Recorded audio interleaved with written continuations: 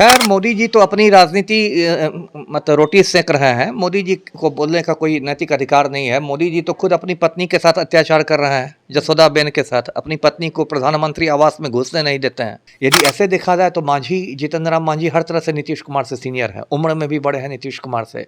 राजनीतिक पारी भी उनकी ज़्यादा लंबी है। वो 1980 में ही पहली बार विधायक बने थे, जबकि पलटू राम 85 में पहली बार विधायक बने हैं। सेनाइल डिमेंशिया का ये मतलब होता है कि व्यक्ति अपनी याददाश्त खोने लगता है, खुद पर से उसका नियंत्रण हटने लगता है और वो उल जलूल बातें करने लगता है, उल जलूल हरकत करने लगता है।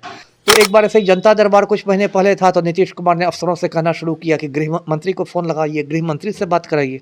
अफसर एक दूसरे का मुंह देख रहे हैं। फिर उन्होंने कहा कि सर गृह मंत्री आप ही हैं, आप ही के पास गृह मंत्रालय। बिहार के मुख्यमंत्री इन दिनों काफ़ी सुर्खियों में हैं। सवाल इसलिए उठ रहा है क्योंकि बिहार विधानसभा में जिस तरीके से महिलाओं के ऊपर उन्होंने विस्तार पूर्वक से बता दिया था कि जनसंख्या नियंत्रण कैसे किया जाता है, उसके बाद कहीं ना कहीं जिस तरीके से जीतन राम मांझी पे वो भड़क गए और तू तड़ाक की भाषा में उनको बोल दिया, उस पर लेकर अब देश के प्रधानमंत्री ने भी उन पर कटाक्ष किया है।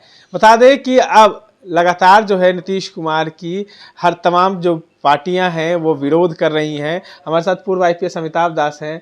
किस तरीके से देखते हैं, प्रधानमंत्री जो नरेंद्र मोदी हैं वो कह रहे हैं कि दलित के साथ कहीं ना कहीं नीतीश कुमार ने अत्याचार किया है। खैर मोदी जी तो अपनी राजनीति मतलब रोटी सेक रहे हैं। मोदी जी को बोलने का कोई नैतिक अधिकार नहीं है। मोदी जी तो खुद अपनी पत्नी के साथ अत्याचार कर रहे हैं, जसोदाबेन के साथ। अपनी पत्नी को प्रधानमंत्री आवास में घुसने नहीं देते हैं, है ना। तो मोदी जी तो पहले अपना ठीक कर लेना, तब दूसरे को समझाएं। इसलिए मोदी जी पर मुझे कुछ नहीं कहना है। हाँ, जो कुछ नीतीश कुमार ने कहा वो तो बिल्कुल मतलब अमान्य है, किसी भी सभ्य समाज में उसको नहीं स्वीकार किया जा सकता। उसके पहले आपने कहा वो जो महिलाओं वाला जो भाषण था वो इतना अश्लील था, इतना सड़क छाप भाषण था, पूरे देश में हंगामा हुआ कि ये क्या हो रहा है। अंत में नीतीश कुमार को माफ़ी मांगनी पड़ी। उन्होंने कहा कि मैं अपनी निंदा करता हूँ, ये भी एक नया कंसेप्ट आया। अब तक लोग दूसरे की निंदा करते थे, खुद की निंदा करने लगे। और उसके बाद लगे हाथों उन्होंने जो मांझी, जीतन राम मांझी पूर्व मुख्यमंत्री हैं बिहार के, एक सीनियर दलित नेता हैं, उनको तू तड़ाक कह के बोले थे कि अरे तुमको मैंने बनाया है तो ऐसे है वैसे है, तुम तो गवर्नर। बस बताइए ये कौन भाषा हुई। मान लीजिए राजनीतिक मतभेद हैं, वो अपनी जगह पर हैं, और राजनीतिक मतभेद भी क्या रहेंगे। कल तक तो मांझी के बेटे आपकी सरकार में मिनिस्टर ही थे, ऐसा थोड़े है। मान लीजिए राजनीतिक मतभेद हैं भी, लेकिन मतलब ये जो आप भाषाई ये दिखा रहे हैं, अत्याचार जो कर रहे हैं, इसका क्या मतलब है। यदि ऐसे देखा जाए तो मांझी, जीतन राम मांझी हर तरह से नीतीश कुमार से सीनियर है, उम्र में भी बड़े हैं नीतीश कुमार से। राजनीतिक पारी भी उनकी ज़्यादा लंबी है। वो 1980 में ही पहली बार विधायक बने थे, जबकि पलटू राम 85 में पहली बार विधायक बने हैं। राजनीतिक दृष्टि से भी वो सीनियर हैं और मुख्यमंत्री तो खैर रह ही चुके हैं। तो इस तरह से आप तुम ताम करके बात कर रहे हैं, ये तो लगता है कि मतलब आपका जो संस्कार है वो बिल्कुल रसातल में चला गया है। और अब तो मैं बड़े बड़े डॉक्टरों का इंटरव्यू सुनता हूँ यूट्यूब पर, वो तो खुलेआम कहने लगे हैं कि अब नीतीश कुमार मतलब सठियाने लगे हैं। आपने कहा था कि उनको एक डिमेंशिया नाम की बीमारी हो रही तो है। वही मैंने क्यों कहा था, मैं तो खुद डॉक्टर नहीं हूँ, लेकिन जो मैंने डॉक्टरों के विचार सुने हैं, मेडिकल विचार, वो लोग कह रहे हैं कि ये सेनाइल डिमेंशिया के शिकार हो गए हैं। सेनाइल डिमेंशिया का ये मतलब होता है कि व्यक्ति अपनी याददाश्त खोने लगता है, खुद पर से उसका नियंत्रण हटने लगता है और वो उल जलूल बातें करने लगता है, उल जलूल हरकत करने लगता है। तो अब तो नीतीश कुमार जी इधर बहुत सारे ऐसे काम किए। एक बीच में उनका वीडियो वायरल हुआ था, एक महावीर चौधरी स्वर्गीय मंत्री हैं, उनकी श्रद्धांजलि सभा में गए थे पलटू राम। इनको महावीर चौधरी की तस्वीर पर फूल चढ़ाने थे, इन्होंने फूल उठाए और जाके अशोक चौधरी जो उनके पुत्र हैं महावीर चौधरी के, अभी जीवित हैं, उनके सर पर डाल दिए फूल। तो ये सब तो असामान्य हरकत है। आप किसी जीवित व्यक्ति को कैसे श्रद्धांजलि दे सकते हैं, ये तो एक बच्चा भी नहीं कर सकता है। तो एक बार ऐसे ही जनता दरबार कुछ महीने पहले था, तो नीतीश कुमार ने अफसरों से कहना शुरू किया कि गृह मंत्री को फ़ोन लगाइए, गृह मंत्री से बात कराइए। अफसर एक दूसरे का मुंह देख रहे हैं। फिर उन्होंने कहा कि सर गृह मंत्री आप ही हैं, आप ही के पास गृह मंत्रालय। बताइए इस तरह से, बताइए सरकार चल रही है कि कॉमेडी सर्कस चल रहा है कपिल शर्मा का, वो मेरी समझ में नहीं आ रहा है। नीतीश कुमार को कहा जाता है कि वो करते कुछ और है, सोचते कुछ और है, और उनके पेट में कहीं ना कहीं उन्हीं के सहयोगी कहे थे कि उनके दांत है। तो क्या लगता है कि नीतीश कुमार ऐसा व्यवहार इसलिए कर रहे हैं कि उनसे बीजेपी इस्तीफा मांगे और तुरंत वो तेजस्वी यादव को मुख्यमंत्री बना दे। नहीं, इस्तीफा देने का ही तो बहुत सारे मतलब और भी रास्ते हैं ना। खुद को जोकर बना के, खुद का मजाक उड़वा के इस्तीफा देना कोई मतलब हुआ? अचानक इस्तीफा देंगे तो सवाल उठ जाएगा। क्यों सवाल होगा?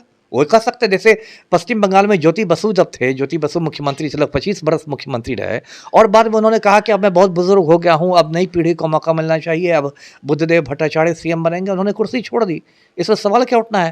नीतीश कुमार आराम से बोल सकते थे कि अब मैं बुजुर्ग हो गया हूँ, अब मैं आराम करना चाहता हूँ, अब मैं एक युवा को अपना एक कमान सौंप रहा हूँ। नहीं, नीतीश कुमार तो ऐसा बहुत बार किए है ना, सवाल उठ सकता है, क्योंकि जीतन राम मांझी के केस में ऐसा हुआ था। अब फिर जीतन राम मांझी पे सवाल खड़े हो गए, फिर लगातार वो गद्दी छोड़ते हैं, दूसरे के साथ चले जाते हैं, तो इससे सवाल खड़े हो सकते हैं। नहीं, वो तो पलटू राम वाला चरित्र उनका है, वो तो अलग बात हो गई कि वो पलटी मारते हैं, वो अलग बात है। लेकिन यदि तेजस्वी को देना है, अगर मैं नीतीश कुमार की जगह रहता तो सीधे कहता है कि भाई अब मैं बुजुर्ग हो गया हूँ, मैं आराम करने का समय है, अब मैं नई पीढ़ी को, युवा नेतृत्व को सौंप रहा हूँ कुर्सी। इसमें कोई सवाल नहीं उठता। लेकिन इस तरह से आप अश्लील भाषण दें, सड़क छाप बोली बोलें और इसलिए आपको हटा दिया जाए और तब आप बनाएं, ये तो खुद मतलब अपने पैर पर कुल्हाड़ी मारने वाली बात हुई ना। एक तरफ जो नीतीश कुमार के चमचे हैं वो कहते हैं कि ये तो पीएम मटेरियल है, ये तो भाई प्रधानमंत्री का चेहरा, इनको विपक्ष को बनाना चाहिए, इनको तो विपक्षी गठबंधन का संयोजक बनाना चाहिए। और दूसरी तरफ पूरे हिंदुस्तान में आपकी फजीहत हो रही है, पूरे हिंदुस्तान में आपकी किरकिरी हो रही, लोग कह रहे हैं कि पीएम मटेरियल क्या है, चपरासी मटेरियल नहीं है। तो ये तो अपने पर कुल्हाड़ी मारने वाली बात हुई। देखिए, वो सब बात नहीं है, बात वही है जो डॉक्टरों ने कही है कि कुछ मानसिक रोग से ग्रस्त हो गए हैं। और बाकायदा मैं तो फिर आपके चैनल के माध्यम से मांग करता हूं कि एक मेडिकल बोर्ड का गठन होना चाहिए, उसमें 3 सीनियर डॉक्टरों को रहना चाहिए जो न्यूरोलॉजिस्ट हों, जो मस्तिष्क के ही विशेषज्ञ हों, और इनका बाकायदा एमआरआई होना चाहिए, ब्रेन का सब कुछ होना चाहिए, और उसकी रिपोर्ट जो है वो सार्वजनिक की जानी चाहिए। 13 करोड़ बिहारियों को ये जानने का हक है कि भाई बिहार के मुख्यमंत्री की दिमागी हालत क्या है ना, ये जानने का हक है ना। जो राज्य को चला रहा है उसकी दिमागी हालत क्या है, तो सबको जानने का हक है। तो उस रिपोर्ट को सार्वजनिक करना चाहिए कि ये क्या मजाक हो रहा है। अब तो लोगों ने कहा, उनके सलाहकारों ने नीतीश कुमार को कि आप मीडिया से थोड़ा ये रहिए, दूर रहिए, दूर रहिए, क्योंकि जब मीडिया में आते हैं तो कुछ उनका मजाक बन जाता है, कुछ वो विदूषक जैसी हरकत कर देते हैं। तो अब उनके सलाहकारों को चिंता हो गई है कि ये तो मतलब उनकी इज्जत नीलाम हो रही है, तो लोग कह रहे हैं कि अब मीडिया से। लेकिन आप जनतंत्र में हैं, आप चीफ मिनिस्टर, आप कितना मीडिया से भागिएगा? मीडिया तो आपको घेरे रहेगा ही। आपको तो, आप पब्लिक फिगर है ना, आप ऐसा कोई थोड़े पर्दानशी औरत थोड़े हैं कि आप 4 दीवारी में घुसे रहिएगा। आप मुख्यमंत्री, आप इतने समारोह में जाइएगा, विधानसभा में जाइएगा, विधान परिषद में जाइएगा, इतने सारे उद्घाटन कीजिएगा, सरकारी समारोह में जाइएगा, कितना आप मीडिया से भागिएगा? देखिए, अब नीतीश कुमार पे विरोध का कोई असर नहीं हो रहा है। बिहार विधान सभा में जब उनका विरोध हो रहा था तो वो अपनी गाड़ी को बढ़ाकर बिहार विधान परिषद से निकल गए। अब इसको क्या कहिए, ये भी तो मानसिक रोग का ही न लक्षण है कि आपको समझ ही में नहीं आ रहा है कि मैं कुछ गलती कर रहा हूँ। ये भी तो मानसिक रोग का लक्षण है। मान लीजिए कोई आदमी पागल हो जाता है, पागल खाना में रहता है, वो खुद को मान लीजिए कहे कि मैं तो प्रधानमंत्री हूँ, अब लोग उसका मजाक उड़ाए लेकिन उसको कोई असर नहीं पड़े, बोले कि नहीं मैं तो प्रधानमंत्री हूँ, तो इसको भी तो पागलपन का ही लक्षण गिना जाएगा कि इनको ये भी समझ में नहीं आ रहा है।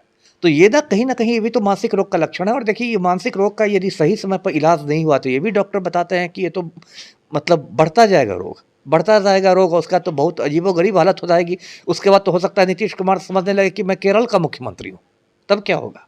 इसलिए इसका इलाज समय पर बहुत जरूरी है। देखिए, मुख्यमंत्री की चिंता तमाम लोगों को हो रही है, और पूर्व आईपीएस अमिताभ दास को भी जो है वो अब मुख्यमंत्री की चिंता हो रही है। उन्होंने कहा है कि एक मेडिकल बोर्ड का गठन किया जाए और उनकी सही से इलाज कराई जाए और उनकी रिपोर्ट जो है वो सार्वजनिक की जाए, क्योंकि लगातार इन दिनों जो मुख्यमंत्री कर रहे हैं वो काफ़ी उनकी जो किरकिरी हो रही है पूरे देश में। जिस तरीके से जीतन राम मांझी के साथ उन्होंने व्यवहार किया, देश के प्रधानमंत्री जो है बड़े मन से वो कह रहे थे कि किस तरह से दलितों का नीतीश कुमार ने अपमान किया है। अब अगले साल लोकसभा का चुनाव है और इस दौरान जो है विपक्षी एकजुटता करने वाले बिहार के मुख्यमंत्री नीतीश कुमार वो जो है तमाम राज्यों में जा कर तमाम मुख्यमंत्री को समझाकर इंडिया गठबंधन को एकजुट किए थे। किस तरीके से वो अगले साल चुनाव में तमाम जो है बिहार और देश को रिप्रेजेंट करेंगे, ये एक बड़ा सवाल है, क्योंकि लगातार उन पर सवाल उठ रहे हैं। इस तरह के तमाम अपडेट्स के लिए बने रहें द एसडी न्यूज़ के साथ।